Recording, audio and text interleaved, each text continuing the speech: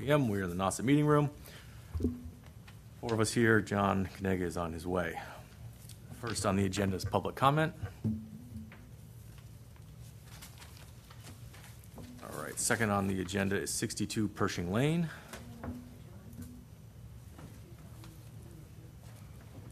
Hello. Good afternoon. Should we wait for the member to be here, or do you want to see it on without? We can go get going without him. He'll be here whenever the mood strikes him. Okay, thank you.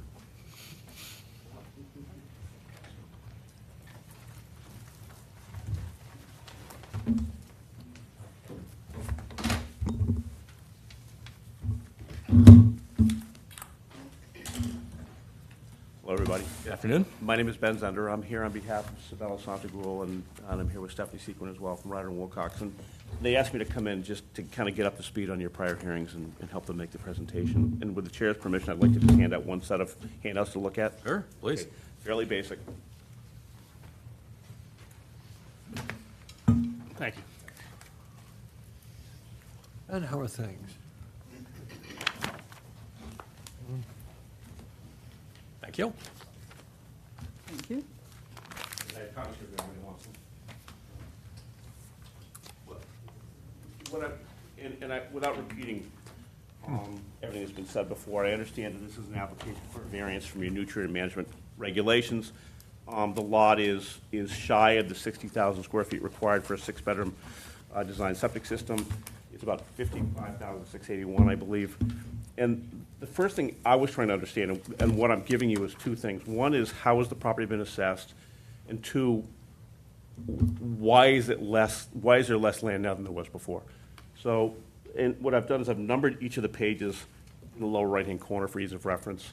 Pages 1 and 2 simply just show that the property's been assessed as having 1.39 acres. And I've highlighted that number on each of the first 2 pages for you. And that equates to just over 60,000 square feet of land area, 1.39. And then when we move past, and that's just to show you that this property's been assessed as having 60,000 square feet. It was created with 60,000 square feet. There's been obviously some loss of land somewhere, so that when Stephanie's firm went out and did the survey work and began to calculate it, it came in less than that. And then the next 3 pages are, page number 3 is the current septic plan, and that is showing in the far left area that there's a lot area of 55,681 square feet. That's to mean high water, so that's the calculable land for the purposes of septic calculation. And then page number 4 is the subdivision plan that created the lot. And I think this is the most interesting plan, because looking at this plan, I've highlighted in yellow the Harper lot, which is the property. But looking at this lot, you can see that, and I've highlighted in blue, there's a way that runs right through the lot. And so what happened was, when this lot was created, the road actually existed through the middle of the lot. Now, this was an easement, so it didn't, in fact, detract from the amount of lot area. But in looking at the deeds, which I didn't put in the package, there was some language in the chain of deeds that said that if, in fact, a road were laid out on the west side of the lot, then the right-of-way through the lot would be abandoned. And when you look at the next plan, plan number 5, this is the subdivision plan of Mayflower Point, and you can see where I've highlighted the lot, you can see that Pershing Lane is laid out abutting the west side of this lot. So what happened is that Pershing Lane was moved from going through the lot to the west side of the lot. And under the deed chain, there was a right of the developer to move that road and to eliminate that way. That had the effect of taking away from this lot half of the width of the new Pershing Lane. It was about 21 feet. It's a 40-foot wide layout, so about 20 feet got taken out. So looking at page 3, which is the septic plan, I've highlighted, you'll see on the top of the lot, there are 2 distances that I've highlighted. The one that's closest to Pershing Lane shows a distance of 120.70 feet. That's the boundary line on the northwest corner of the property. It's at 120.70 feet. And then there's a distance from that boundary out to the mean high water mark of 430.21 feet. So that's essentially the current dimensions of the lot as found by Ryder and Wilcox. Looking at page 4,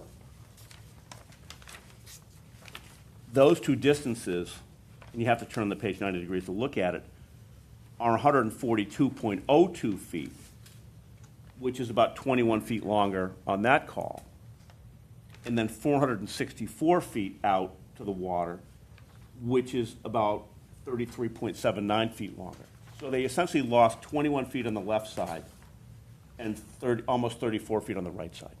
That's what happened, was from the time that it began to be assessed, because of the, not a taking of the road, but because of the granting of the road by the developer to take out of this lot, they lost 3,000 square feet of land on the road side, and then they lost about 3,500 square feet of land on the water side.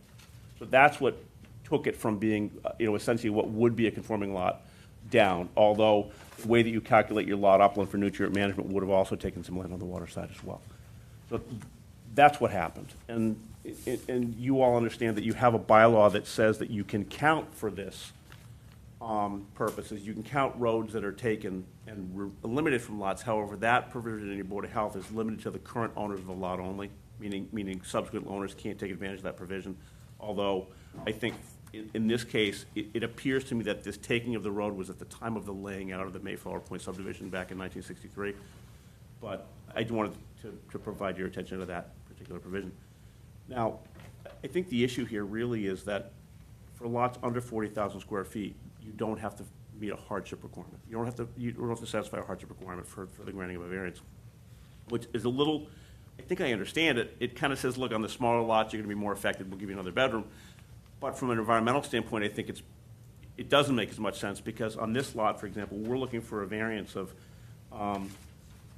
under 5,000 square feet. It's less than half a bedroom for the variance to make this, going from 55,681 from 60,000. It's certainly a variance that is less impactful given the size of the lot for half a bedroom over the course of a 60,000 square foot lot, 55,000 square foot lot. But that being said, I think when you look at these variances, implicit in the bylaw is the balancing of the harms. And one of the standards for the variance for over 40,000 square feet is you have to show that it won't be less detrimental, meaning the nitrogen loading won't be less. Stephanie, I think, has provided calculations. We're going to affect a decrease in nitrogen loading over what's there right now, which I think demonstrates that. And then I think what's left is hardship. The standard is financial or otherwise. And so it's really up to you to determine whether the hardship is significant in light of all of the factors here. I think what Sibel has shown you, and she's testified here, this is her ability to actually have an office in the house, as opposed to getting in her car, just firing it up, driving across town, working across town, coming back, meeting clients. It's a much less intensive use, I think, of the town generally than having two properties that are being used for that purpose. It also, at her point in her career, and also the way that she works now, we're a post-COVID society, everything's virtual. For her to have to, go into town in the winter to meet clients, to go other places, to rent space, to pay rent, to furnish an office, all that is a hardship for her. And for her, it's a significant hardship. That's why she embarked on this entire exercise. She could probably have tried to design this property in such a way that the office wouldn't be a bedroom, squeeze it somewhere, case an opening. You know how we can do that, but she's not doing that. She's coming in and trying to make sure that this is lawfully done, that she can do it the right way. So I think that for her, this is a hardship to not have this variance. Otherwise, she wouldn't be here. I think the way that she intends to use the property, the way that she's redesigned this to incorporate the office into the existing building that she's building, to address concerns of the neighborhood in terms of the impact of the neighborhood. I think she's addressed all those concerns. She's worked with Stephanie. So I feel like she's met that burden for you. I think that when you look at this, it's less than half a bedroom over a 55,000 square foot lot. I think it's probably a variance that you're going to want to grant, if only to get the decrease in nitrogen loading. Understanding that this particular provision, they're applying IA to the septic system that will be on this side of the property. I'm guessing the other septic system will be coming up at some point soon. You'll get IA there with no increase in bedrooms. So I think that you'll also find more benefit to this property coming in the future, and hopefully the near future. So I think we've met the burden. I hope we have. We'll try to address any questions that we have. I'll send them over to Stephanie. Thank you all for letting me talk. Do you want to give us anything, or is that? No, not too much. Just to refresh everyone's memory, 62 Pershing Lane is here for the nutrient management variance that Mr. Zender just explained. This originally came before the board in the June meeting. It was continued for July and is continued again here. And you have the updated site plans that Sibel provided, as well as assessing information that she has provided. And as Mr. Zender said, the standard of review for a lot that is over 40,000 square feet is the applicant needs to provide a nitrogen loading report, which Stephanie had those calculations at a previous meeting. And those did show a positive environmental impact, and the other component is the hardship. So, discuss away. Thank you. Throw it to the board. So really, it's the hardship we're discussing. Are we seeing, that's what we were discussing last time as well. Is there the hardship? Well, may I ask a question of the applicant's attorney before we pick that up? Sure. Please.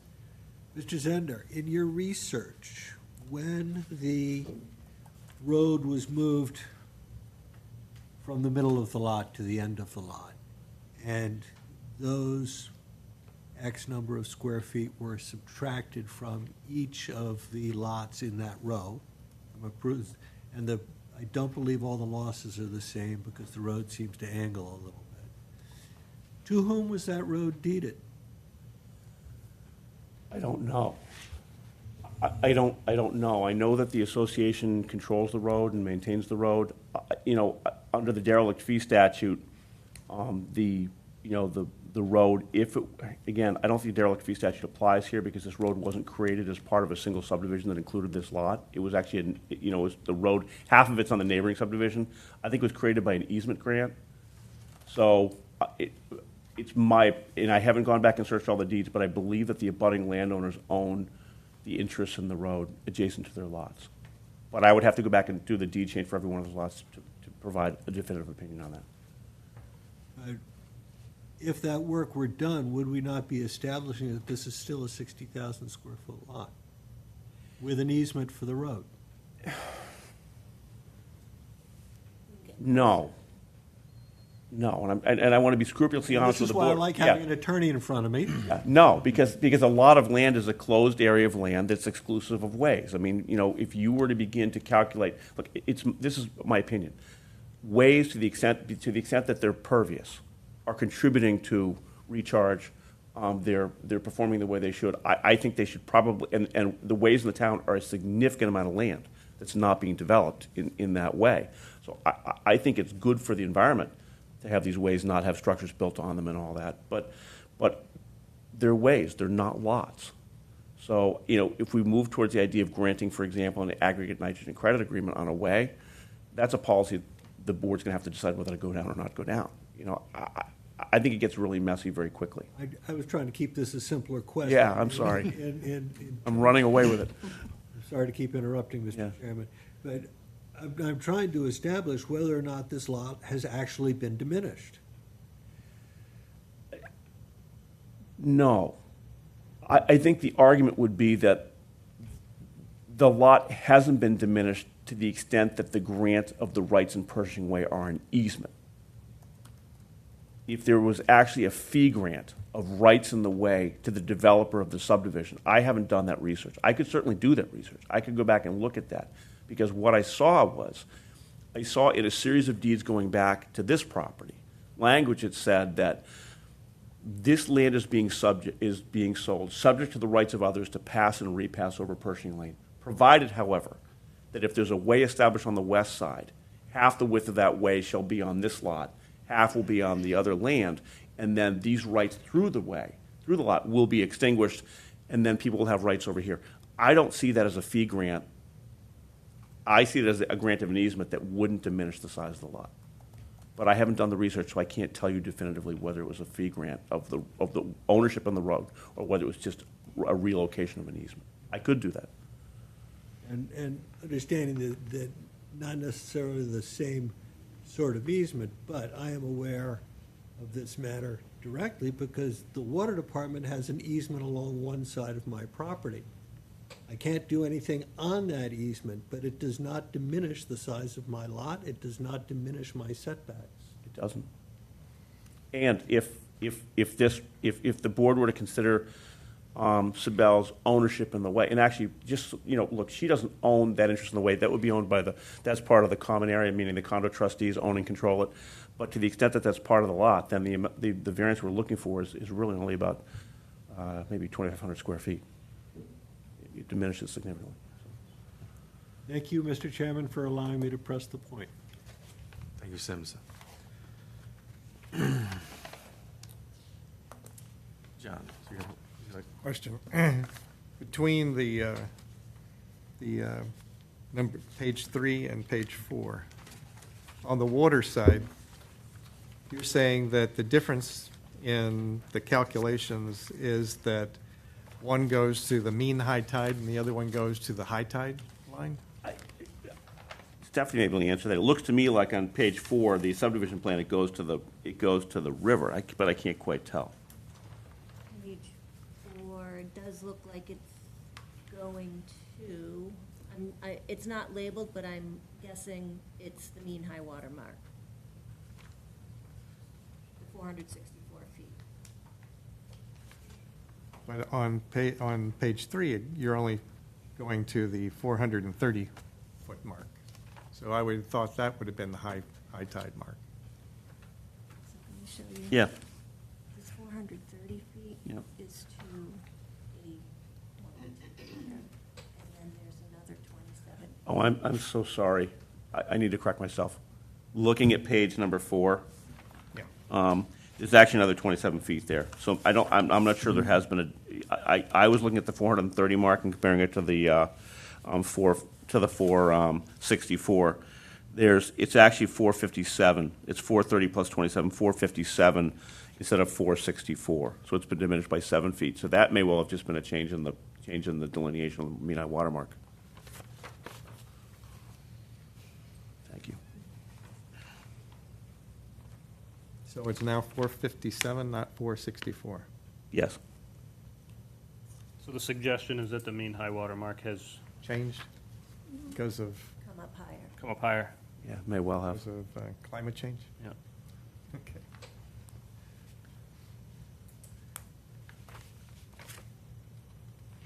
But that original one would have been the high water mark? I don't know. You don't know what they measured to? I don't know. Okay. It just looks like it's bounded by, it says the river over on the left-hand side of the plan. So I don't know whether they would, I have no idea how they would calculate that water line back in Just went to a straight line. 1947.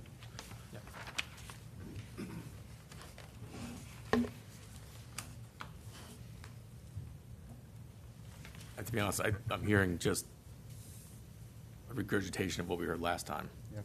I haven't heard anything substantially different. I understand we all do things virtually these days. I get it, but it doesn't have to be a defined bedroom to do it virtually. I get where you're going. It could be a cased opening and not be a bedroom. But as far as like a hardship, it's a high hurdle. I get it. I don't know if driving to work every day is a hardship. I'll And also, hear the rest of your comments, but I'm not.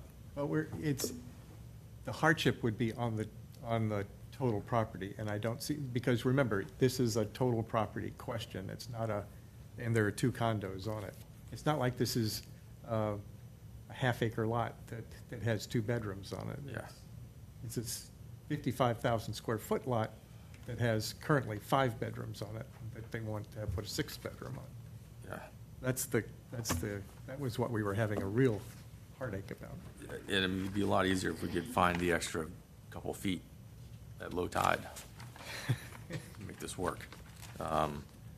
Yeah, I don't think the water side really has a lot of an effect on this discussion. Changing the water line does. I think it's more the dedication of the road or the losing of the road on the landward side. May I add something? Yes. So what I also submitted is where I placed the office in the building, in the single building that I will be building now, not a detached garage with the office. So one of the concerns is that when you do an office, obviously you want to have privacy as well. And that ground floor currently, I believe some of you went to the site, it's a garage. And right in front of the building is where my neighbor in the front at 60 Pershing parks, right there. So basically, I placed the office down there because it's separate from the upstairs then, from the residence. And it has its own entrance, and it would have a single parking space there as well. So when I do get a client to come in and visit me, they could park there, and so there's some privacy from the upstairs. So putting it down there in the basement, which makes sense with the garage, with the parking just outside from the Neil Satrin's house, that it basically would be, would count as a bedroom, I believe. That's something that, Kelly can speak if you'd like, but if that counts as a bedroom, then that means the rest of the house can only have one bedroom. Am I looking at the right page? So, yep, this one, and the rest of the floor is the unfinished and downstairs. Would you like me to Is speak it- to the Is this above bedroom what that definition? is? Um, Are these over top of each other? Yes. So where's the other? So, oh, and then the top floor here, primary bedroom. Study doesn't count because traffic pattern, you have to walk through it. And then bedroom up top over here. If we could find a way to characterize that office space as not being a bedroom for Yep. privacy purposes, I would think that would, Yeah, and just to answer your question and speak to the definition of a bedroom, if something has inadequate light and ventilation, or you are required to walk through it to access a different room, or if it counts as one of the defined methods of egress as delineated by the building department, any one of those factors, if they're not met, regardless of if all the other factors were met, that would exclude it as a bedroom. So a lot of rooms, if they're in the lower level of a facility, they usually lack the light and ventilation required if they're below grade. And we rely very heavily on input from the building department when they define egress and other factors, especially when it comes to garages and parking. You need to have adequate means of separation between vehicular storage and areas of habitation, both in terms of fireproofing and other methods that I don't fully understand because I don't know the building code. But if that can be achieved, then it wouldn't qualify as a bedroom. Let me ask this, on the second floor, primary bedroom, primary bath, study, there's a full bath, then there's the deck, then there's bedroom and full bath. Does the study need to have a full bathroom? That one is basically, it's a matter, it doesn't need to have a full bathroom, but nothing says that I cannot have more than one bathroom. True, but let me put this out, because we've seen this before. If all of the bathing facilities are within bedrooms, the lower level study office that is in question, if that doesn't have a full bathroom, it can't be a bedroom because there's no bathing facilities, because then you have to go through a bedroom to get to a bathing facility. That bedroom's not private. Right? Oh, yeah, traffic pattern. Traffic Yeah, pattern. We've yeah. seen that before where there's no place to shower.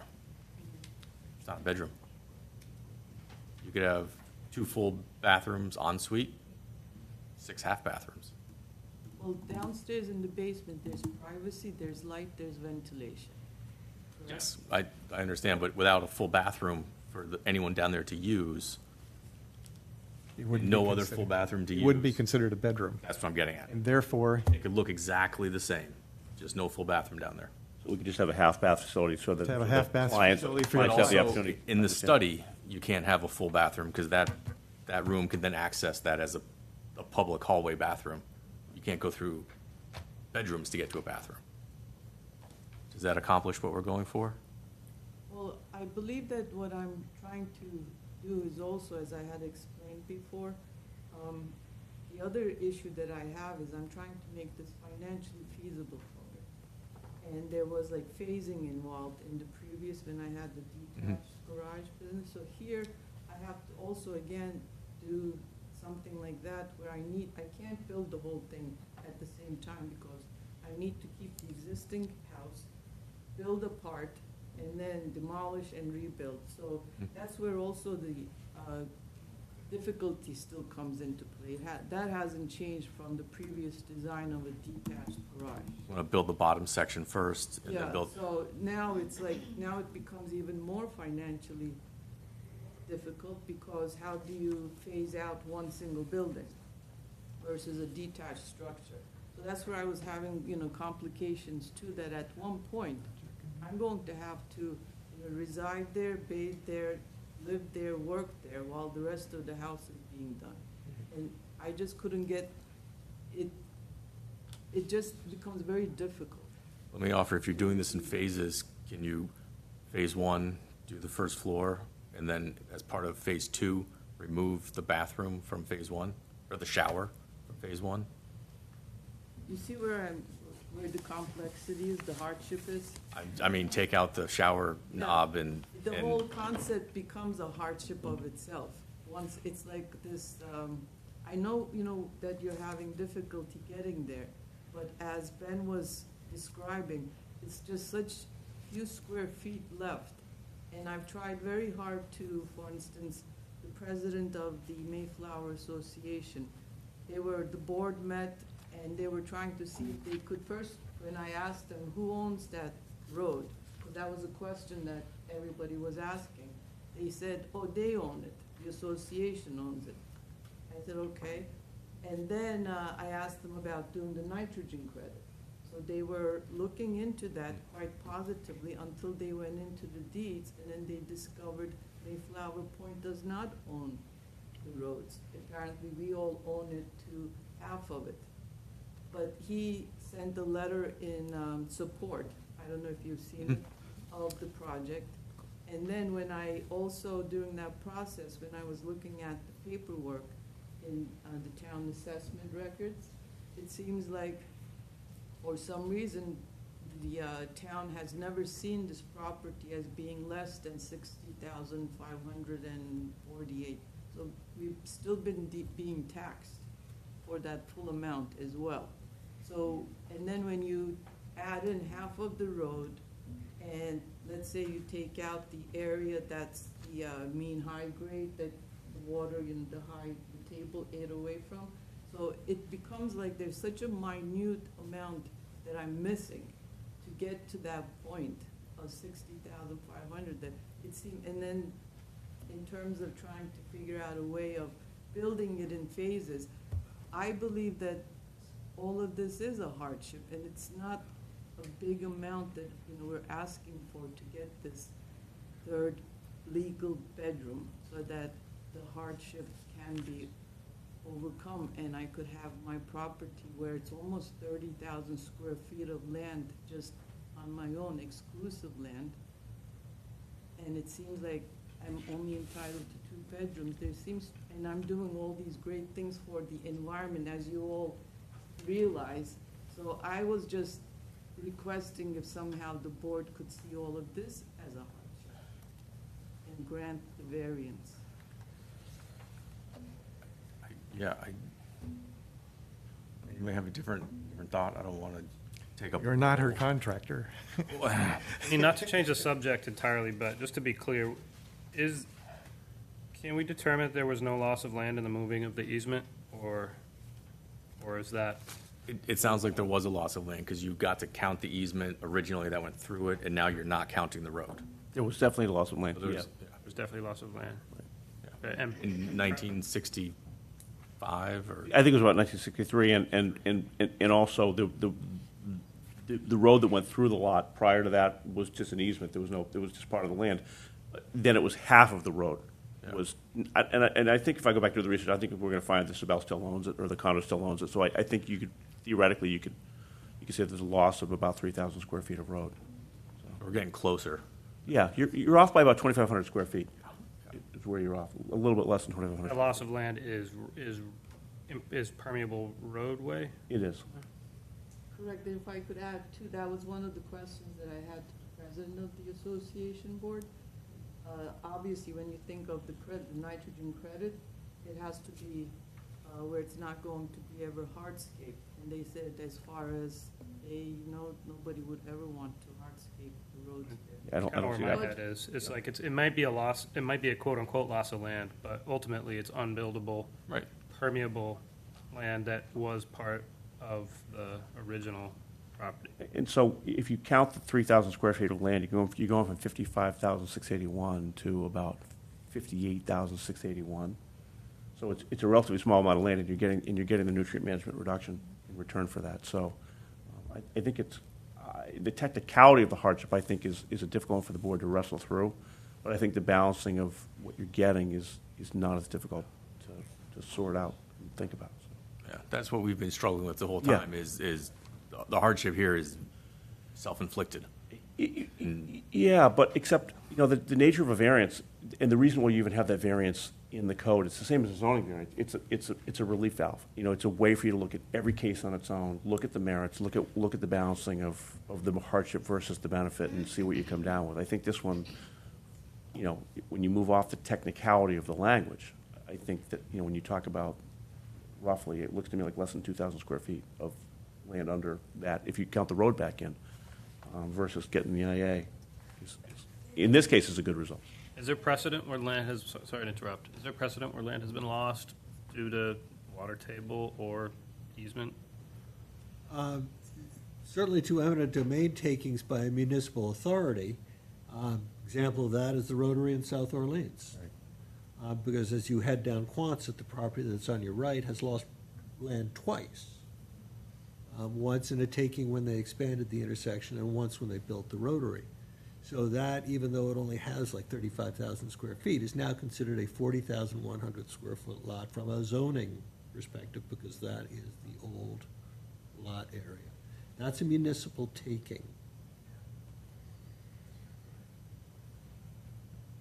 Could I make a comment?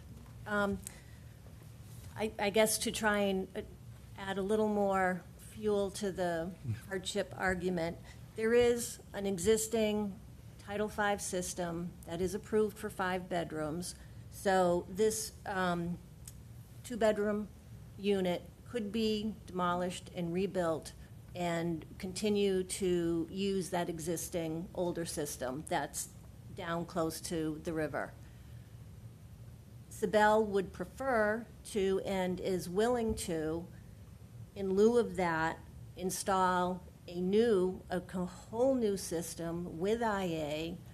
I'm guessing that's at a cost of probably at least $30,000.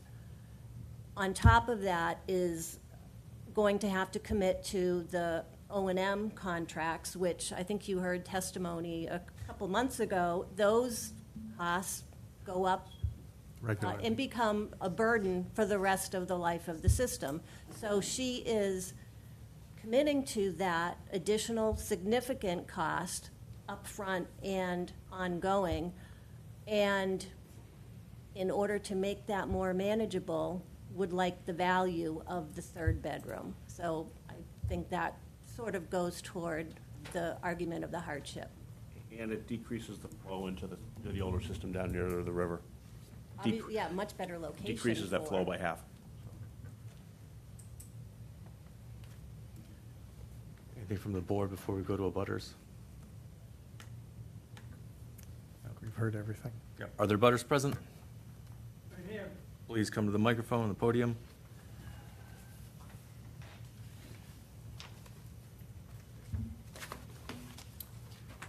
Good afternoon.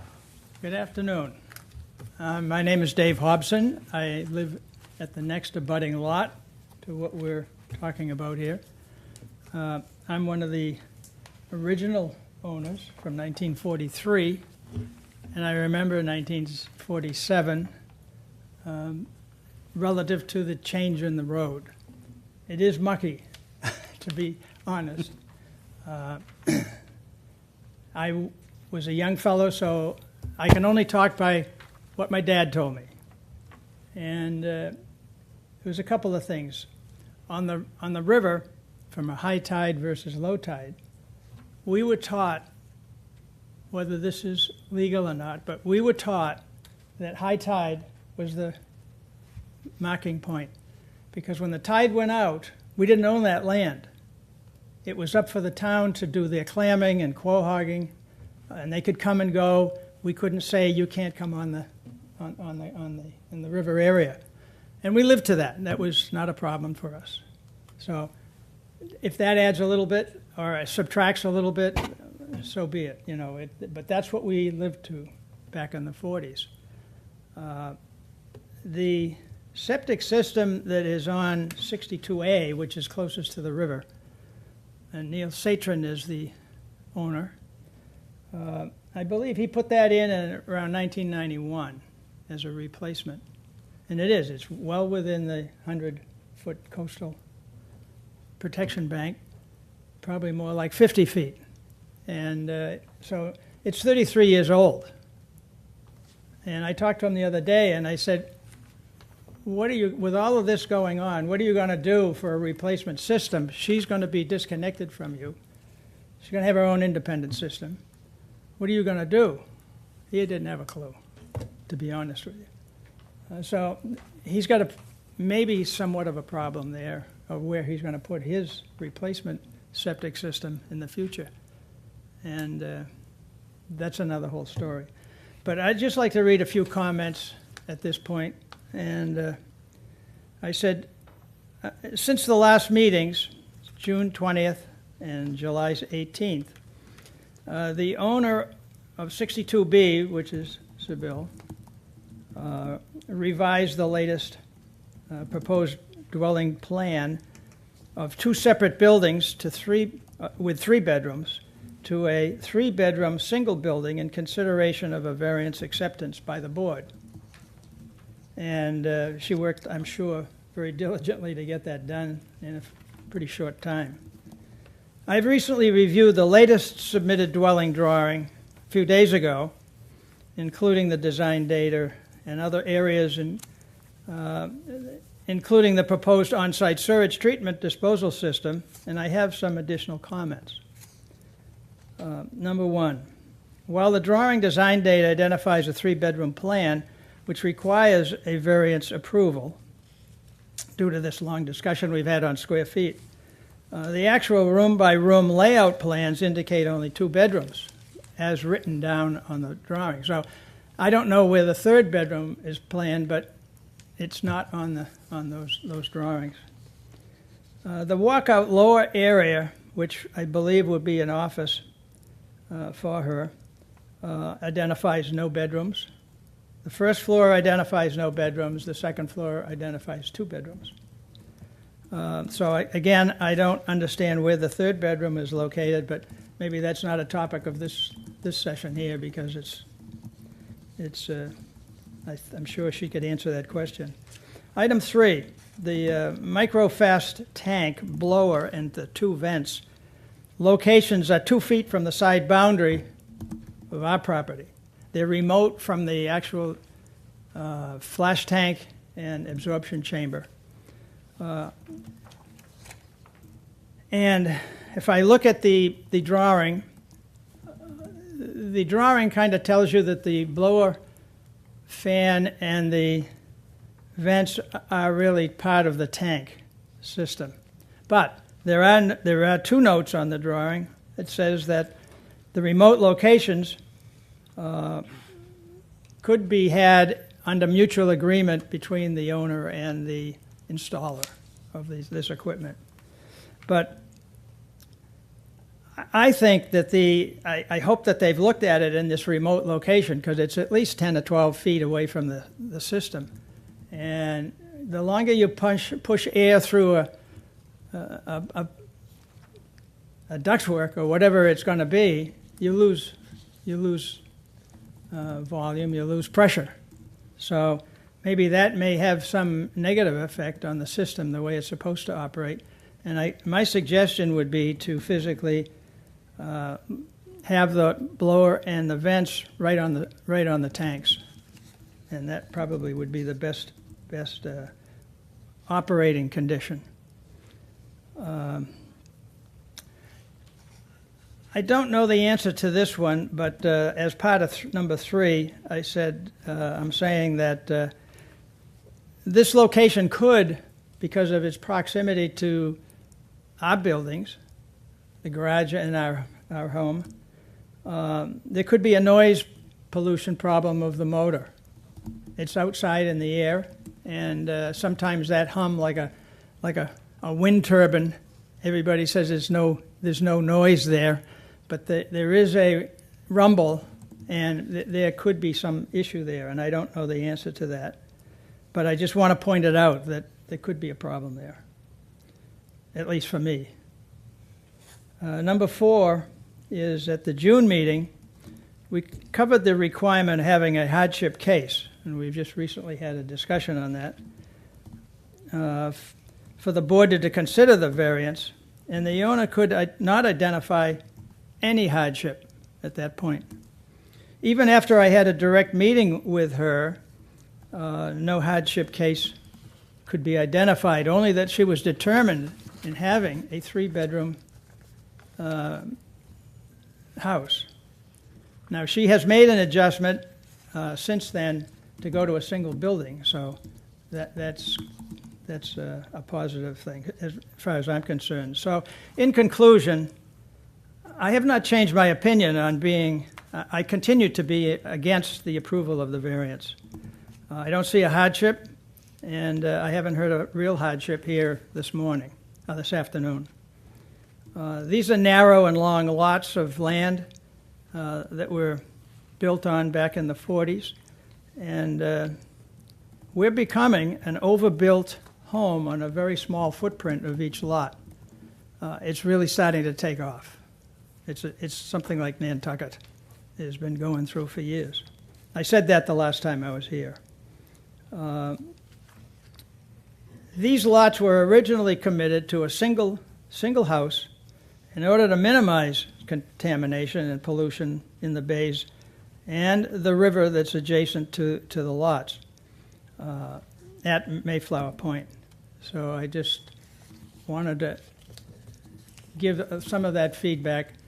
Again, I tried very hard to physically try to be convinced of going forward with this, but I still have concluded that a 2-bedroom house is what I see is we wouldn't be here.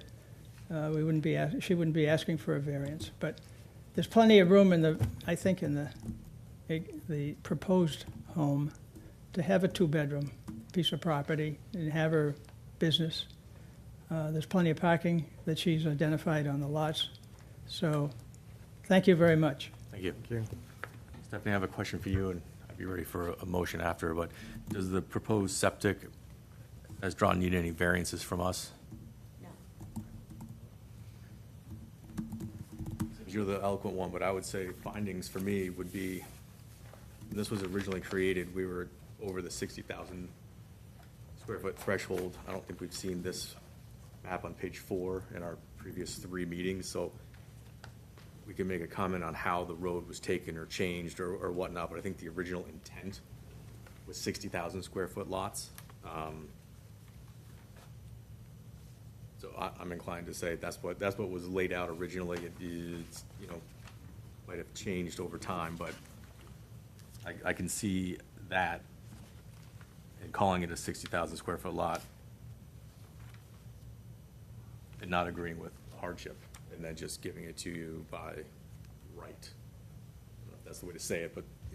Okay, Mr. Chairman, to your point, I don't have the paperwork here from our previous meeting. I have it carefully stored in my office. But my question would be, in that, was there a definition of the lot area as currently assessed? No. Like on the field card?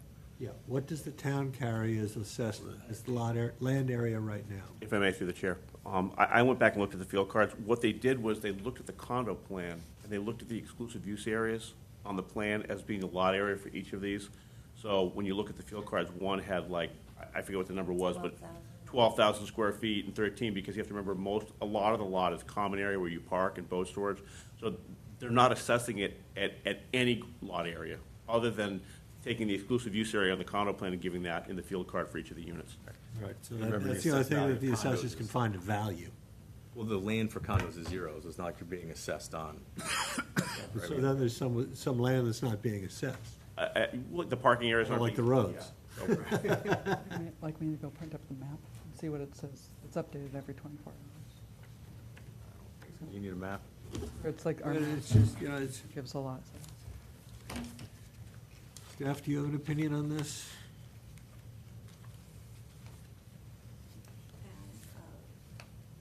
If it says 42,000 square feet, I'm gonna cringe.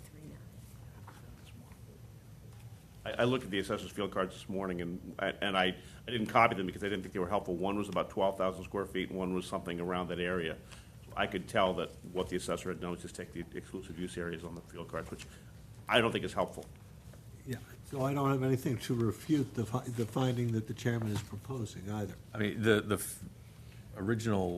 original field card said 1.39, and that's on one of our documents Yeah, somewhere, and which that's- and hits what the original is. That's repeated in a number of places.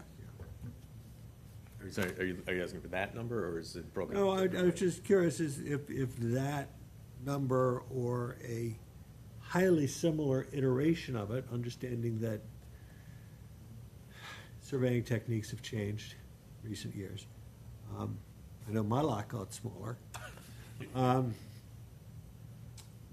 Yeah, this one only just says 40,000 square feet for her particular condo size, condo area. Well, so right now, lot size is kind of undefined. What the gross area in the parcel is between the neighbors and the water and the road. That land area is undefined right now. The area as surveyed by Stephanie Sherman, they know what they're doing, excluding the road, going to mean high water has it at 55,681. But if you bring back in, if they were to calculate, I think she calculated the road as like 2949. I put it at about 3,000 square feet. So that brings you, I think, almost in the range of a de minimis territory when you talk about a variance, when you come to about 1,800 or 2,000 square feet. So, but this is up to the board. I was going off of the 1947 plan that shows the original subdivision hit the threshold. That's what I was. And I understand the intent of the original developers. I'm not sure that's germane to the argument right now. We kind of have to deal with what's on the ground and what the information that's in front of us. Right. You know, it's a question of, I understand how the applicant is going to use the intended new space. And I honestly don't have a problem with that. I don't think it's overburdening the land. It certainly would not be overburdening the septic system. Septic system represents an improvement in the environmental conditions. What the neighbor's gonna do when the 1991 system needs to be replaced is an open question. It would be lovely if everyone was on the same page and was joining forces to put in one new, larger system. Now, I understand there's nothing incumbent on the other owner to do that, so there's no motivation.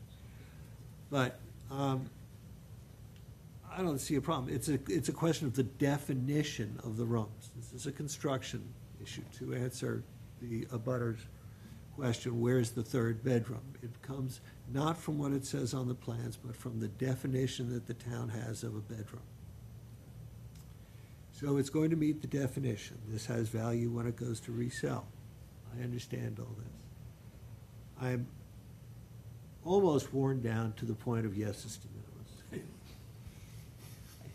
Through the chair, I mean, ideally for us, we would rather have the board find that in light of the small amount of land area that's deficient, and in light of the environmental protection being afforded by the new system, that the hardship is significant in that context. It's significant enough in that context of a variance. I think if the board says, look, we're gonna say that this is a 60,000 square foot lot, I think you're putting everybody that comes after you in a difficult position, because they go, well, wait a minute, we've got a plan from 1947 that shows an 80,000 square foot lot, we want 8 bedrooms. So I think that's, I know there's no precedence, but I think that's a difficult position to take going forward with your board and your staff. You like his answer, not my answer?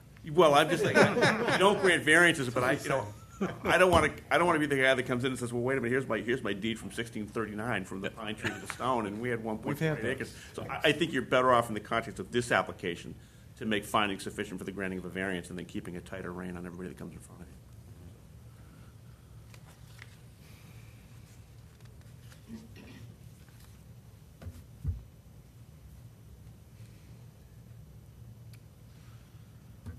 All right, well, Not every decision is comfortable, Mr. Chairman. no, it's not. No, it's not.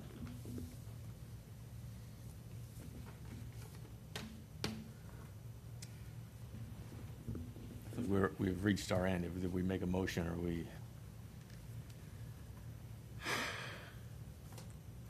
Or we. Put this to bed. All right. Anyone want to tackle? How much of this needs to be read into the record? You could say the requirements as outlined in the nutrient management regulations, variance section. And there are no variances from the proposed septic system itself. No. It has not been It's not subject to pretty full set, review, but according to Stephanie,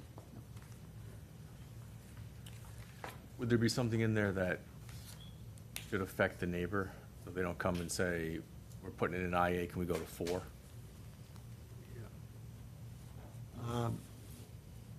Well, nutrient management wouldn't allow an expansion, and if we do it under the terms that Mr. Zender is recommending, the door is closed on any further expansion. Now they come to us with a hardship and say, What's the lot coverage, Steph?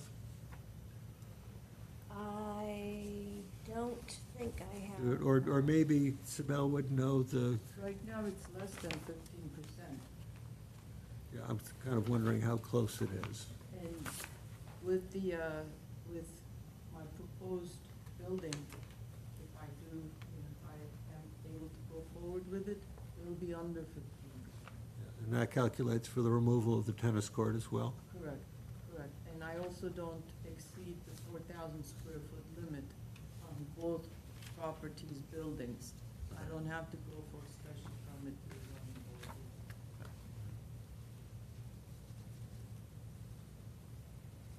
Can I, you asked about impact to the neighbor, and he mentioned the blower and the vent, and if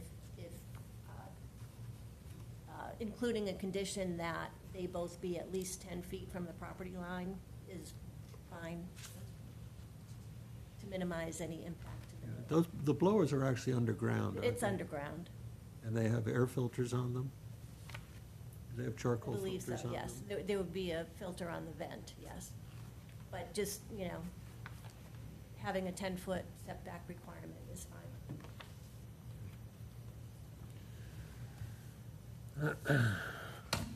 All right, you're going to throw me this one, Mr. Chairman.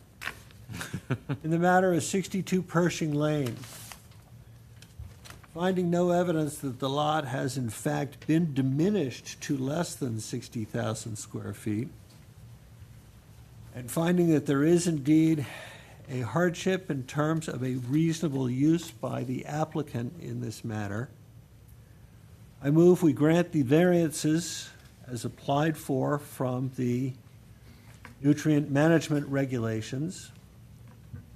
Also noting that there are no variances from the proposed IA system or the three-bedroom structure. I would ask that a condition be applied that the vents be 10 feet or more from the property line and be directed in a way so that noise would be minimized to abutters, and that the hardship rises to a standard sufficient to allow a three-bedroom structure in place of the two-bedroom structure that exists. For this particular condo property. Yes, for this particular property. And I would emphasize that the unique circumstances of this particular property. Second. motion by Sims and a second by John Smith. All in favor? Aye. Aye. Aye. Thank you all. Thank you. My apologies to Valerie for that messy motion. She will do a great job. I know this was a challenge. One of the most interesting complex that we've had. I believe that's the right decision.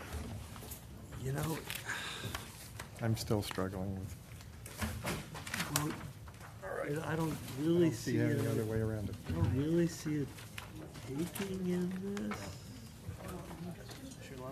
I just, the only thing I can do is what I think is For the, circumstance. Yeah. for the secretary, I was recusing myself on that. On advice of Yourself. other people with letters after their name. Okay. Great job. Agenda item number 3 is 36 Towie Lane. I know you like.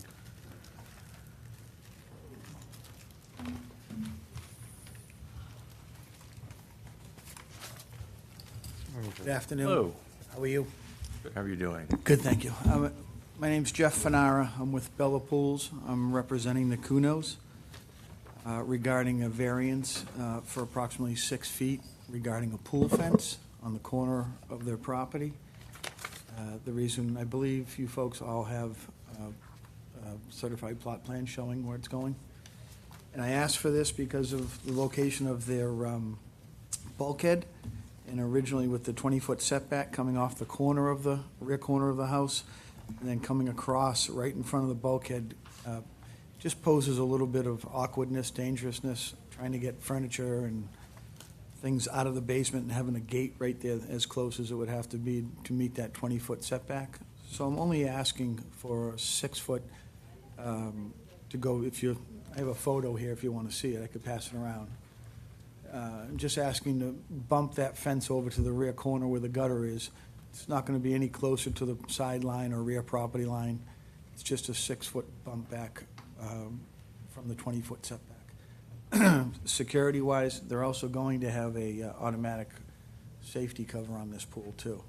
So, and on the plan, I believe it does state that even though that's a basement door, we will have door alarms on that also. On, Chairman, mind if I add, on the alarms on all the doors? Yes, going into the they're area? on the doors. They have to be on the sliding glass How doors. about the gates going in? Could there be alarmed gates as well? I've never had to with a automatic rolling safety cover, but they have safety, they're lockable safety pool code hinges and locks. I believe you can put a gate alarm on. Okay. I just never have had to do that. But I do believe they. Wouldn't mind that, since there are 4 gates going into the pool area, Mhm. plus the bulkhead Mhm. area, that's, you know, I just, nothing against the board or anything, just the alarms are very loud. Yeah. We do have neighbors, so anybody passing through the gates all the time, the neighbor's gonna be hearing if they forget to, little kids, grandkids pressing the buttons. Whereas if you're inside the house, you have the opportunity to have the sound in the house, not outside. But it's whatever the board requires. Who The done the question past? whether or not to have it inside or outside? Excuse me? The alarm inside? No, he just asked me if I could Fine. put door alarms on the Right. outside gates. You can do that. I think he means to signal inside. it can be signaled inside. I'm just saying I'd like alarmed gates. I honestly can't answer that question. I've never had to do that in 38 years. Mhm. I could look into that. But it reminds you, it does have a Mass State Certified Automatic Rolling Cover, safety cover. We understand that. Yeah, so you're having double safety here. True. Have you, Town of Orleans been requiring alarms on gates now? Because We have. okay, on pool That's- gates. We're we are the only town that has a distance. 20-foot, correct. Yeah. So to get variances, there are a couple of, extra hoops we ask Okay. those to jump through. Yeah. I think it's your first time here in front of us, so. I've had customers come in and have had the variance, but I personally know. And I could look into, I'm sure they make a gate alarm, door alarm, I'm sure you could. I just wanted to make sure that you're aware of, they are a little loud for neighbors, that's all. Yeah, well, and our intent is not to have the tone outside the house. Mhm. We recognize that that is intrusive to the neighbors. I think the intent would be to have the tone inside Inside. the house. Mhm. And this is more in reference to unauthorized entry. Mhm. And that's really the primary concern. And the pool covers mitigate some of that, but not always all of it. Right. So we have requested that of other applicants, and they apparently have found solutions because they haven't come back asking for that to be waived because there's no existing equipment. Okay. I think there are RF pieces of equipment that, Like wireless, okay, I can look into that for sure. so it's, sorry you have to change the battery every 6 months, but. And this looks well thought out to me, but the doors to the house are locked. Visibility lines from the house to the pool?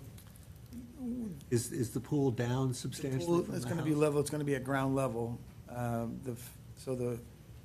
Can you see the pool, is that what you're asking me? From Yes. inside the house, yes, you're gonna be up a little bit.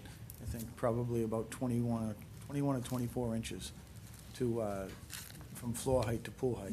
Okay, So you do have, so visibility's good. yes. Are there butters present? A butter?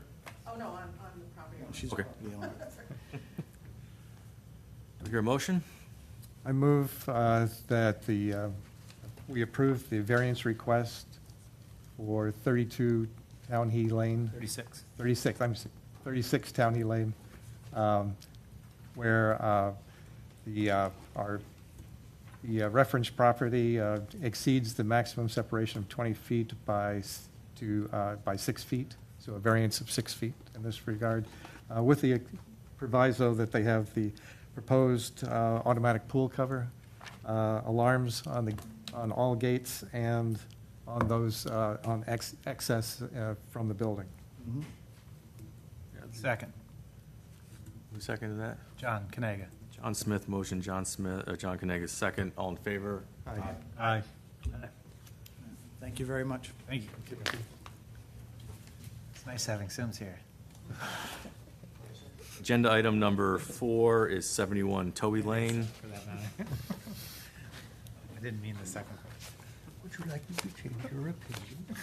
I did. Uh, Yes, continue. For the 71 Towie Lane is an active property, Sims? Just as a, Which? this next one, 71? Yes. So I'm going to recuse myself. John, you can take over, but Okay. I'm not going to rule on that. Okay, thank you. Good afternoon. Good afternoon. My name's Eric Branzetti, and I'm here on behalf of 71 Towery Lane LLC. And we're respectfully asking for a variance for pool fence just between I think I dropped off a picture today, but the pool cabana is 35 feet to the back edge, which coincides with the back left side of the structure. And the distance between the cabana and the house is 16 feet. And we would just ask that the pool fence could be, get a variance for that particular section. Every other part would conform to the 20-foot setback. There's a fire pit to the left of the cabana, and the cabana itself is 15 feet deep. So, and the cabana is 20 feet from the pool on the left side. I think the picture shows it better than the lot plan, yeah.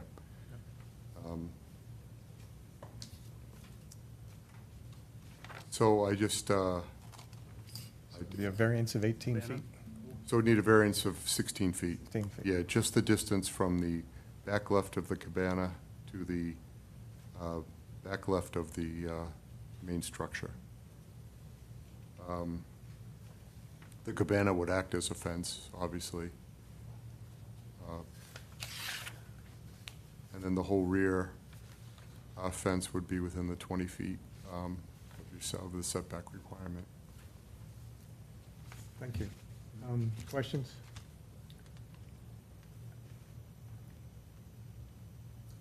Is this a new pool or is it like? Yes. Okay, Yeah, it's a new house, new pool. okay. I didn't know if like. it cabana, had yeah, been they- there and then the cabana came up and then it made it, oh, whoops. They tore down the whole, the existing house, and it's a new structure.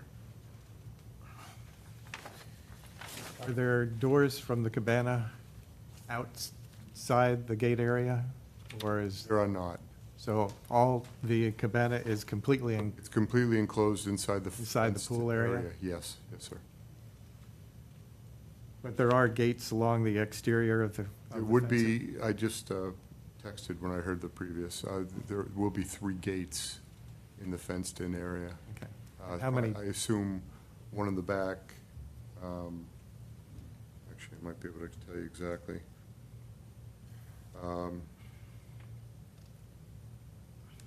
So there would be one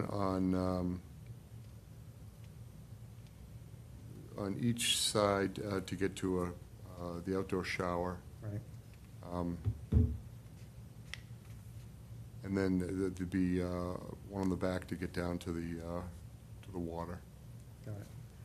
and one on one side to get to the. And how many doors coming from the facility, from the house, out into the pool area? There's 2 sets of sliders, and those will be alarmed. Those will be alarmed? Yes. And would you be willing to alarm the gates? I'd be happy to look into that. Okay. And I certainly, It has an automatic pool cover? it does have an automatic pool cover, which is rated up to 200 pounds. So that's just an added, like you said, an added level. But I know there's a little quid pro quo going on, so I would certainly look into it. The gates are lockable, as he said before. Absolutely. So it's, and the pool cover will be closed, obviously, when it's not in use. And sight lines, direct sight lines from from the house out to the pool? Nothing, no obstructions in the way?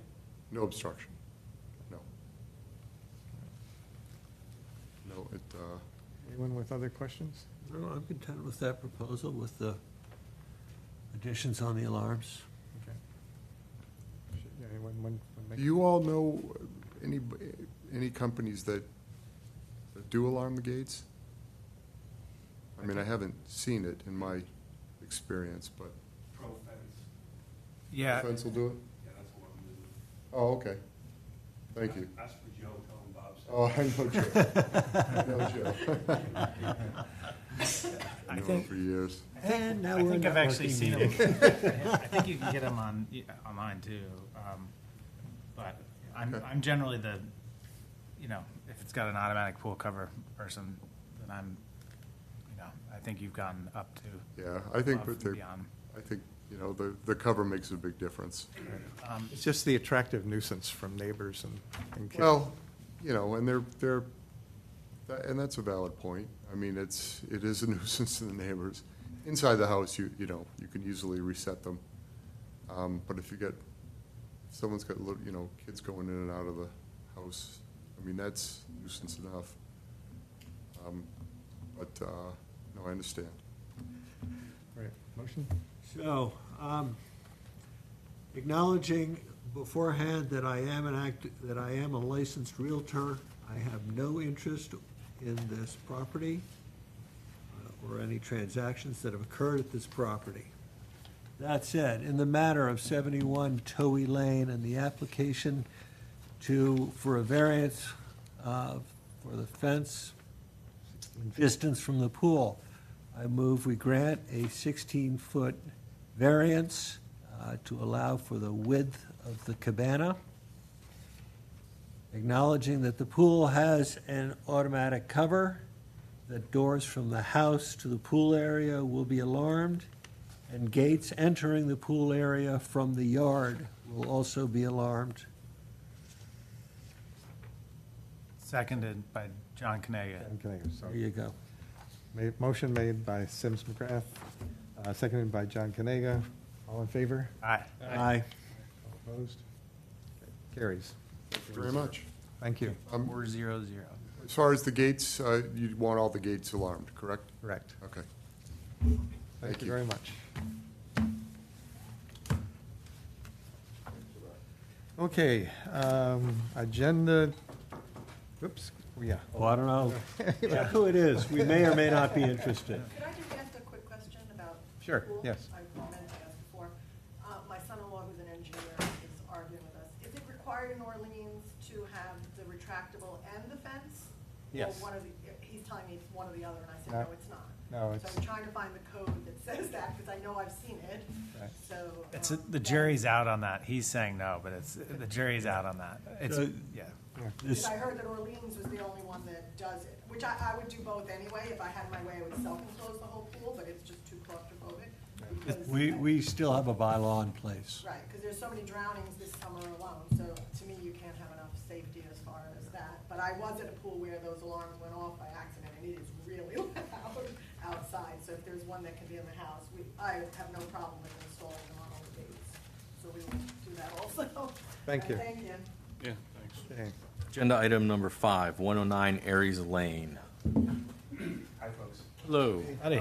Robert Kazarian here. Can I give you an updated site plan or visual diagram? Sure. Slightly updated We like pictures. Yeah. in color, just.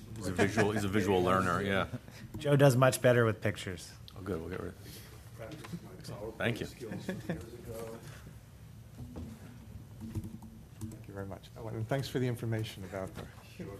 Big man. Thank you. Studying this for a few months now. So what I'm asking for is very similar to the last variance request, and that is to, regarding the pool fence, to ask for about 8 or 10 additional feet from the 20 feet in a couple of spots, which you'll see on that diagram. Before I start, could I just ask a question, definition? Yes. The ordinance states that the fence should be 20 feet from the apron of the pool. I'm not sure what the definition of the apron is. Is that the coping itself, or is that the surrounding decking? I believe it's the coping. It's the coping. Okay, so reduce all these numbers by 1 foot. Okay. Just for the water. all right. So, yeah, so, So what's the longest distance? the from- longest distance is the 26. the corner, 27 minus 27-foot corner, and that's an approximation. Those stone walls just went in recently, that's my closest measurement. So that would be 26 now that you've taken off. That's probably about 26 Okay. now, yeah. All right. And the primary reason for wanting to extend it is so that I can have the fence on the outside of the rocks. Got it. We wouldn't want them want it on the inside where people could climb over it. And quite frankly, it's more aesthetically appealing. The fence has an automatic cover. No, you mean the pool has one. Pool has an automatic cover in the fence. And the fence is slated to have alarms. I wasn't aware of the availability of alarms that only ring in the house. That's great news, I will get those. There's one door access the pool area that will be alarmed, and the 2 gates. The 2 gates, the wooden, is that a wooden piece of structure along the left side of That's, this travertine. Travertine, but on the Oh, that's a cedar gate, cedar gate? cedar gate and cedar fence. Okay. Okay, the fencing all around the outside is the traditional black wire mesh. Got it.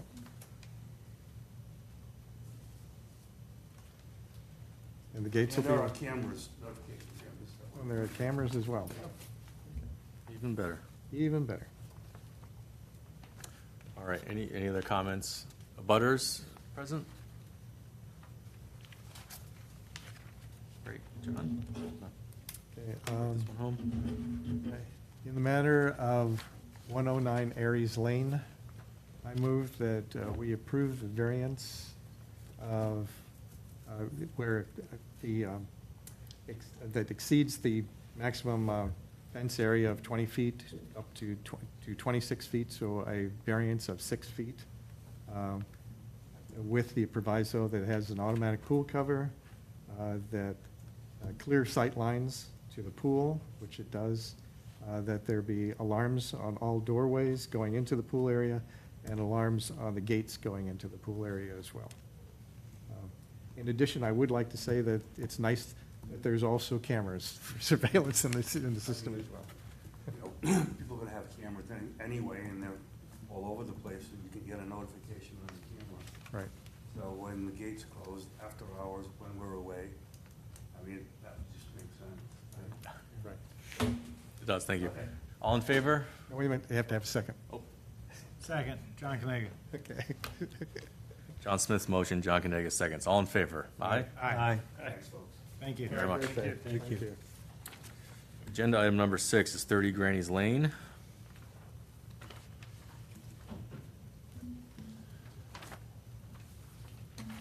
Oh,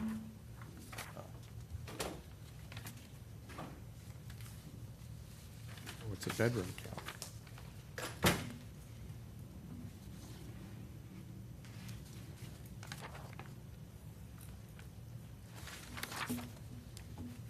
Hi, good afternoon. My name is Tim. I'm with Real Water, representing Speakman Excavating. Can everyone hear me all right? Yes. Yes. Great. We're looking for a variance for the nitrogen loading limit under Title V at 30 Granny's Lane. They want to increase the bedroom count from 2 to 3. On the existing footprint, I believe they're just finishing their attic area.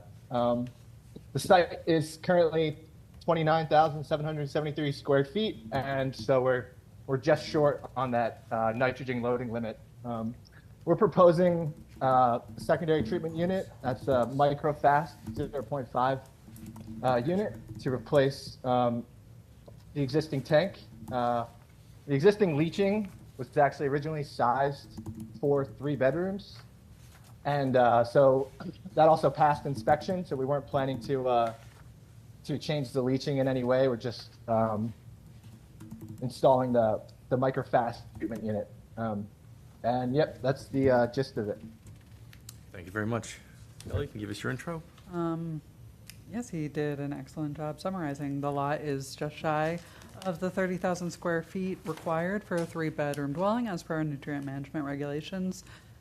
The proposal would be to utilize the existing system and upgrade the tank to include an IA component, which for this proposal, I believe, is a microfast unit, which is accepted by the DEP as one of their allowed technologies, and that the system was originally over-designed to be, I believe it was 334 or 340 gallons per day, which is 3 bedrooms, but because of Title V restrictions, it was required to be permitted as 2. And that system was installed in 2011, so it is a fairly recent system. Other than that, I believe it's pretty straightforward. So, Tim, when the system was inspected recently, like at the start of this project? Yes, that was a few months back, I believe. Recall who inspected it? I believe it was someone with Speakman Excavating. That's who contacted us on this project. Though I'm not entirely sure. Is Speakman the owner of this property?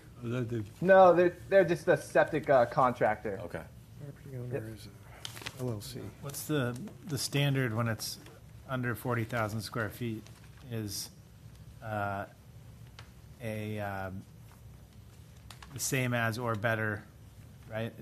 We removed the hardship provision, right? There's no hardship with it. It's essentially a given as long as you, As long as it's better for the environment, which is there's what- certain standards in the. Variances for lots that are under 40,000 square feet, they can have an additional 110 gallons per day with the use of an innovative alternative technology, that they need to have a plan and nitrogen loading report submitted by a professional engineer or registered sanitarian, and technologies approved by the DEP are those that are allowed. So is there a plan, management plan for this fast system once it's in place? Do you have a contractor that's going to be assigned to monitoring the system once the IA system is in place at the house? We do not, but I believe the Speakman's, the sales representative that they contact will usually automatically set up an O&M contract through that purchase. Mr. Chairman, Yes. to the health agent, if I might, is a reserve area required to be shown on the plan? Technically, no. It says, all the regulations say reserve needs to be shown if feasible. So, a lot of lots in town, as you know, it's, with their particular conditions, it's not feasible. Put a big square over those abandoned cesspools. Boom, Yeah, there you nailed go. it. So, Kelly, I'm tempted to make a motion that is going to require additional administrative follow-up. Sure. If you're ready, Mr. Chairman. I just have a question. There, you also need a nitrogen loading report. That was going to be a condition of my, There you go. Motion. Good man. Butters. after you check with the. We'll get to get some butters too, but I think that's important. So, are there butters present? Please come to the podium. I also just want to add that a reserve area was originally shown on the leach field design, the existing leach field, when that plan was done back in 2011. It's shown in the front yard, kind of adjacent to the existing leaching, and we won't be affecting that area. Thank you. Sir. Ralph Ryle, 22 Granny's Lane. I hear more to learn than anything. I haven't heard anything that prompts any questions. Okay, yeah, I mean, this is better for the environment, so that's good, and Yeah. finish in an extra bedroom. And perhaps to answer a question that you haven't specifically asked us, the nutrient management regulations allow for an additional bedroom with the use of an innovative alternative septic system. And usually the nitrogen loading numbers show us that the three-bedroom house with the three-bedroom IA system produces less nitrogen than a two-bedroom house with a standard septic system. So even with the additional input, it is a net benefit for the environment. Great. Thanks. Thank you for coming today. Motion? Doesn't have to be Sims. Anyone Okay, else? in the matter of, I thought you were going for it, because you had all the, yeah, you His said mouth's you wanted. dry by Go now. ahead, No, go ahead, go no, ahead. I missed you. I Assert. missed you. get his. I already said I missed you. My neighbor here is John the usurper. In the matter of 30 Granny's Lane, applicant is seeking a third bedroom on a 29,773 square foot parcel under the nutrient management regulations whereby they are allowed to add 110 gallons per day of capacity with the utilization of an innovative alternative septic system, provided that the proposed system is DEP approved and that a nutrient loading table calculations is provided. Those nutrient loading calculations are absent, so the motion to approve this variance is conditioned upon the health agent receiving those calculations and approving them before issuing a septic works permit. Second. Sims motion, John Kanaga second. All in favor? Aye. Aye. All right, thank you, Tim. Yep, thank you. We'll provide that nutrient loading report as soon as possible. Thank you. Thank you. Okay, agenda item number 7 is 8 Quinn Road. There you are. I wasn't sorry, so.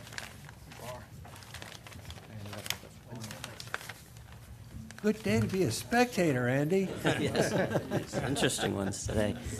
Good afternoon. Always look at the schedule before you file. Andy Grover from Ryder and Wilcox, representing Elizabeth and Eric Anderson in their project at 8 Quinn Road.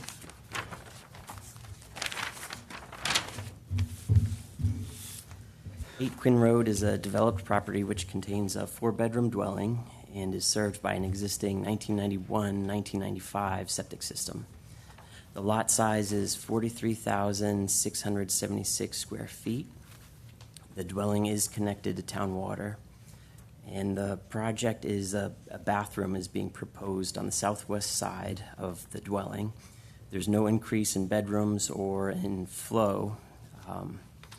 This structure itself is built kind of, originally it was a barn with living space above, so the foundation is mostly slab, so we weren't able to do internal plumbing to route this bathroom addition through internal plumbing out to the existing building sewer. So we are proposing an external sewage ejector that'll, it'll be gravity from the bathroom to the sewage ejector, then a force main from that to the existing septic tank. The existing septic tank is an H20 1,500-gallon septic tank, and from there it goes to a distribution box and 2 leach pits. Because this system isn't a current code, post-1995 septic system in Orleans, it requires the board's review to modify a system, and it's considered a 78 code system since it's not the current Title V system. So we're before the board for your review for this modification of a 78 code system. Thank you. Thanks, Andy. Kelly, give us your intro. Sure, Andy summarized it perfectly. This is a dwelling that does not have any proposed increase in flow. The proposed modification and addition to the edge of the property because of the slab foundation. The only means of connecting that to the existing septic system, which is a 78 code system, would be to loop it around the house and tie into the existing tank. And I believe Andy also talked about the pump that would be, yes, the external sewage ejector pump, which he claims works wonderfully. So this one, pretty straightforward. We ever asked for an inspection when modifying a 78 code system? That, I don't remember off the top of their head. Sometimes it's asked. This was inspected in 2018. So it passed inspection at that time. It noted that the leach pits, I think they were dry at that point. And that was 2018. So if necessary, we could have the covers of the pits, open to see how that is, if the board. I just don't recall if we do it every time or not. You'd have to wait, wouldn't you? The prior ones I've been, we haven't. If it's had a recent inspection or a semi-recent inspection. Like at Granny's, they didn't expect an inspection to modify the system. But there's no change in use, there's no change in capacity. If it's functioning, it's functioning, and if it doesn't, it doesn't, and that's a risk every property owner with a septic system faces. If I could just jump in regarding the inspections for tying into systems such as this, it's not uncommon for a permit to be pulled, tie into an existing tank or tie into an existing leaching. And then as the installers get out there, they realize there's damage and they repair it on site. So the certificate of compliance usually reflects more work than was originally proposed. So it is reconciled at time of install. How many bedrooms is this? This is 4 bedrooms. Bedroom. So they're just tacking on a bathroom at the end of Yes. one of the, so it'll be an ensuite, basically? Yes, yes. Okay. And I don't see any difference between this and the people that just ask for a bathroom adjacent to the media room in the basement. Yeah. It's not a bedroom down there. So the bedroom count wouldn't be changing in that hypothetical circumstance. It's a matter of convenience. Yeah, I agree. Go get 'em, Tiger. In the matter of 8 Quinn Road, I move approval of the request for an addition to a current system with a bathroom and an ejector pump to the current septic tank as proposed. I don't think any inspection. Second. Sim second. John Canega, motion, Sims McGrath, second. All in favor? Aye. Aye. Thanks, Andy. Thank you very much. Thank you, Andy. That was great. That was a long one. Sorry, Joe couldn't move it along. I was trying, but someone kept talking. Agenda 8 is administrative. Kelly? Hey. There's a lot here. Yes, I a can still lot going on in town. So the first item on administrative is a temporary food permit application. Billingsgate Market is, if you recognize the name, this gentleman owns the Beachcomber out in Wellfleet, so a very experienced restaurateur that he is hoping to participate in the music festival that will be going on at Nauset Beach during Columbus Day weekend. The menu proposed does not have any high-risk food items, and they have all of the documents required. Approval? Second. All in favor? Aye. Aye. Aye. second temporary food establishment application is the Orleans United Methodist Church is having a spaghetti dinner event, also during Columbus Day weekend. This facility was a previous annual food permit holder. Due to cost-benefit analysis, pros and cons, they chose not to hold an annual permit and instead just apply on an event-by-event basis. But because they were a previous food permit holder, they do satisfy all the other requirements regarding food safety. Move approval. Second, all in favor? Aye. Mr. Chairman, may I ask an academic question? Please. Kelly, in a case like this, where they used to be inspected and they are not inspected anymore, is there a point in time when the health department wants to have a look at these facilities, or is it just? Yep, so that's a good question, that for facilities that have annual permits and they participate in events, we don't do day of inspections because they're already under routine inspections. So for example, the music festival, when doing the inspections last year, we inspected the temporary permits only and the trucks that were annual, we did not. So in a case like this with the church, there's not often people choosing to let go of an annual permit. People would rather just continue rather than stop and get back in line if they wanted to recontinue. So this is something that if they continue to apply on a case-by-case basis, we can most certainly start inspecting at events or at a interval that's convenient for the applicant.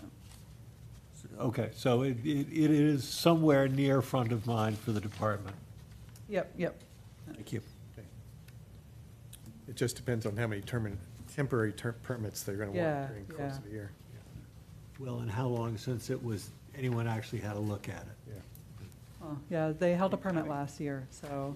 But I mean, you want to make sure drains work and things like that. Okay, next, temporary food permit, since there's a lot. Mom and Pop's Burgers. I'm going to They're- recuse, Mr. Chairman. You like their burgers a lot? No, I have a relative that works there. They are proposing to participate in the music festival Columbus Day weekend. And same as for the Beachcomber owner, that they're well-versed in food safety and have all the required documents. And none of their food items are proposed to be high risk. Move approval. Second, all in favor? Aye. Aye. Okay. Let's Welcome back, look Sims. at the festival. That was 401 on that one. Oh, okay, thank you. I Might didn't have been call that. 0-0, right? 'Cause you weren't- 400. Um, Correct. The next item, the application for septic installer, the individual could not make it to the required interview/quiz that we require of all new applicants, so this one will have to wait until the October meeting. We need a continuation or anything, or just put them on the next one? That's a good question, Alan. No, we don't, because it's not, like, there's no notifications. No, there's no notification process, so administrative just approval. we'll carry that one forward for us. Forget I said anything. Okay. Next administrative is a whole bunch of minutes, 4 different dates.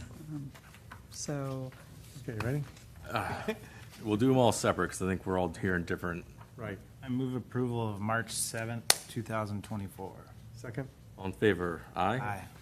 Unanimous. Mr. McGrath abstains. He was not present March 7. 401. 401. Okay. I move approval of the March 21st, 2024 minute meeting. Second? All in favor? Aye? Aye. Abstain. John Kanaga. 21.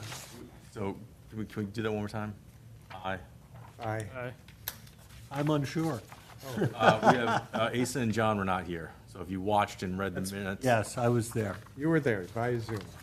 Aye. Okay, so We got 401. 401? Correct. All right. Good. Move approval of the meeting minutes for April 18th, 2024. Second? All in favor? Aye? Aye. Aye.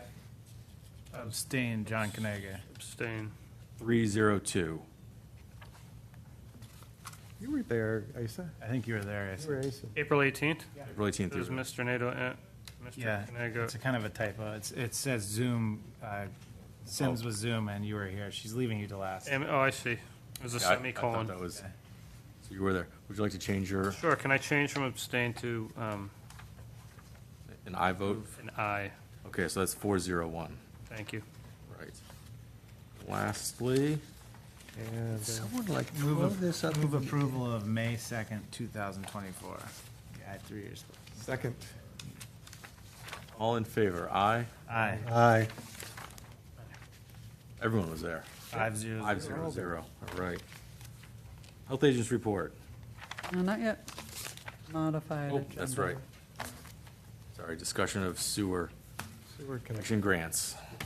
Looky, looky. Hi. Hey. Your accent hasn't changed. No, not yet anyway. How's it going? Good. Have you not been watching? Oh, I have been watching. Thrilling meeting, for sure. Riveting, even? Yes, that's a good word for it. Riveting, yes. Well, this will be even more riveting, I'm sure. So I am here today to talk to you guys about a proposed program called the Sewer Connection Grant Program. And this is a project that myself, John Nelson, and Mike Solitro have been working on. For a very quick background, in February 1997, Orleans received a state grant to help homeowners repair their septic systems. And as of 2012, there was $113,000 remaining in that account. Those funds have gone unused since then. So what we are proposing to do is use the remaining funds to help Orleans citizens connect to the town sewer. We're thinking we'll accept applications on a first-come, first-served basis and cap all the grants at $7,500, which means the town will be able to help at least 15 households.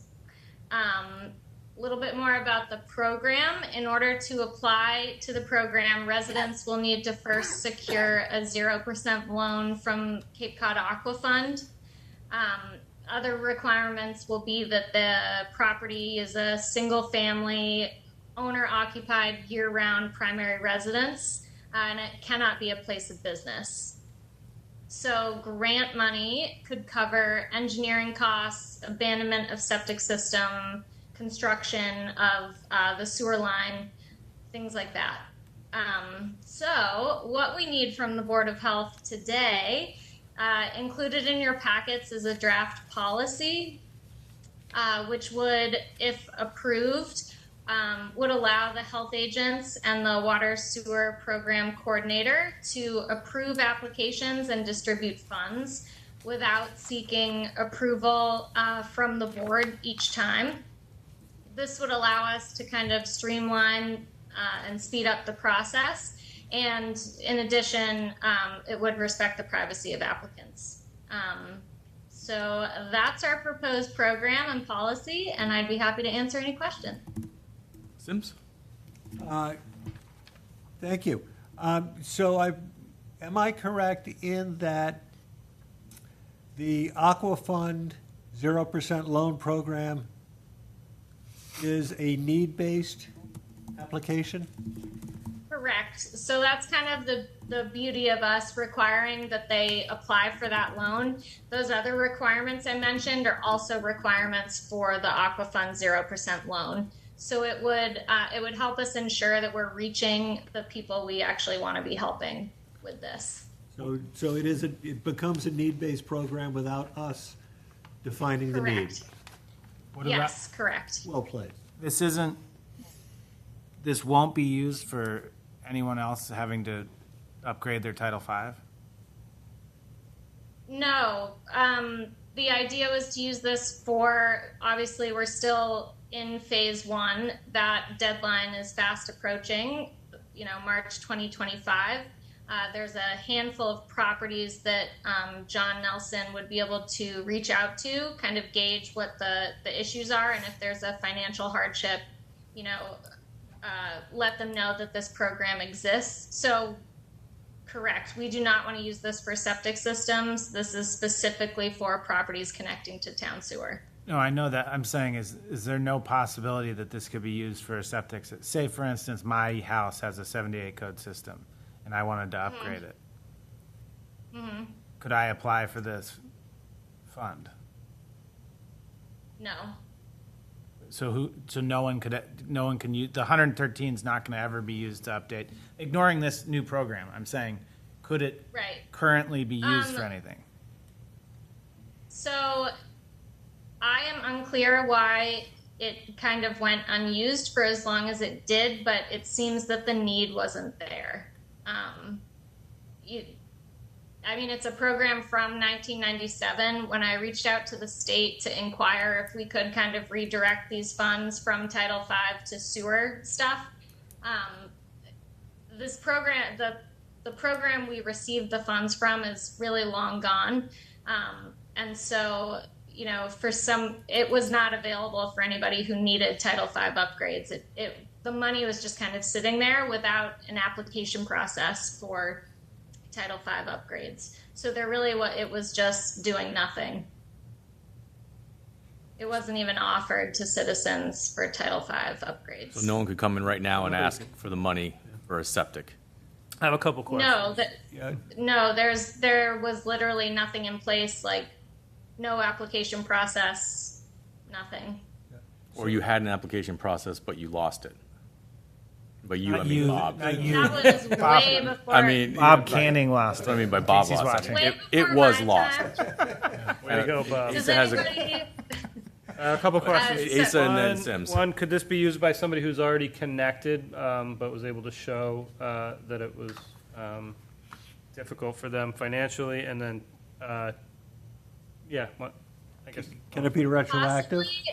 Thank you. We have discussed that, and what we would like to do is put a date in place. Another requirement being that they cannot be connected already, because if they're connected already and they have the Aquafund loan in place or something else in place to help them, that ball's already rolling. We really want to use this for the people who've just been totally stuck and haven't moved forward because of financial hardship.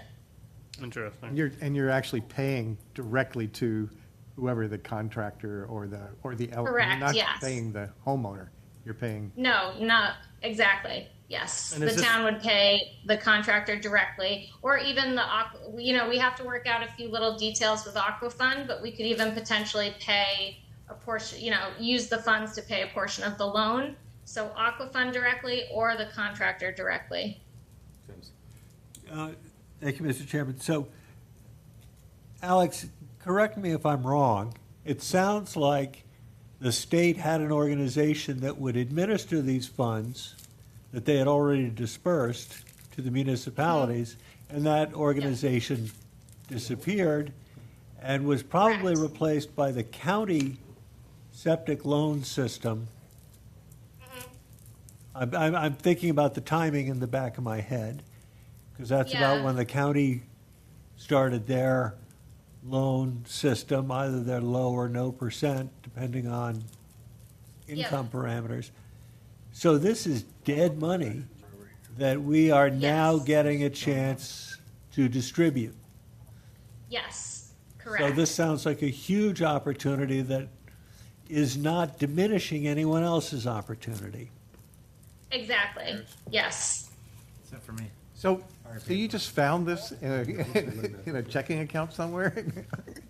Well, it's been sitting in an account, and it's been in the health department budget since 2012. And over the years, we've reached out to Aquafund, asked them if they wanted the money to distribute. Like, nothing ever came from any of these inquiries. So, You said no to free money?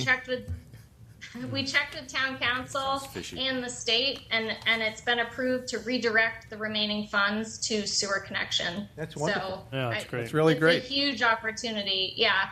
As you guys know, I mean, the financial part of this has been such a hurdle. And for us to be able to now reach out to citizens and offer this, as an encouragement to get going on connecting to the sewer, I think is going to be huge. Are there any more zombie accounts like this one?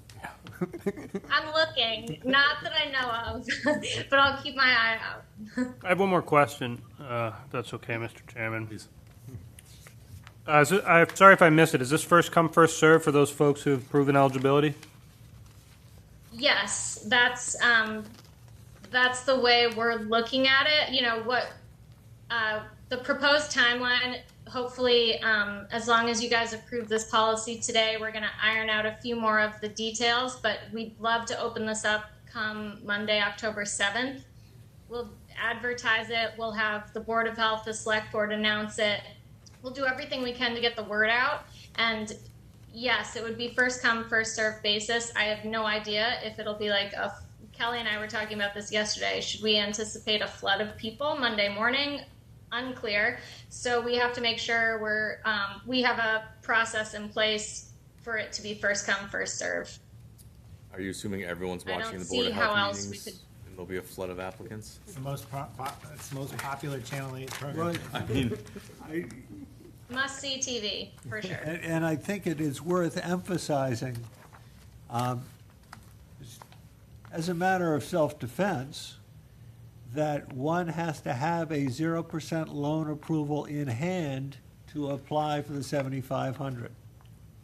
So there are preliminary steps before you can come to the health department for this particular piece of the pie.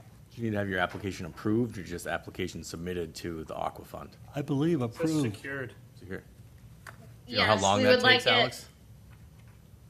I do not know exactly how long that takes, but we will find out. I'm just wondering, there could be 15 people with that right now, and then Now staying outside. the door. everyone else who's just applying would be like, nope, too bad. John Nelson has done quite a bit of communicating with Aquafund, so they do, they are aware we're trying to put this in place for everybody. So maybe a couple more conversations with them about how long their approval process takes, and if they know somebody is scrambling to get their approval so they can apply for our grant, maybe that's a couple things we could work out with them. See what we can do to make it as easy as possible for people, because that's the goal. So what do we actually have So to? we need to move approval of the program policy. Second. All in favor? Aye? Aye. Aye. John Kanaga moves, Sims McGrath second. Excellent work, everyone. Why? Thanks, guys. Oh, Thank you, Alex. Good to see you all. Likewise. See you next time. Have a wonderful day. It's raining finally. Bye. Yeah, bye. Agenda item 10, the health agent's report. Yes, short and sweet. So 2 items on the health agent's report. The first is that there are not 1, but 2 vaccine clinics this year. The first one will be the large DPW drive-through that we've been offering for a number of years now. Anyone interested can get regular flu, high-dose 65-plus flu, and Moderna COVID vaccines, and that registration is directly through Cape Cod Healthcare.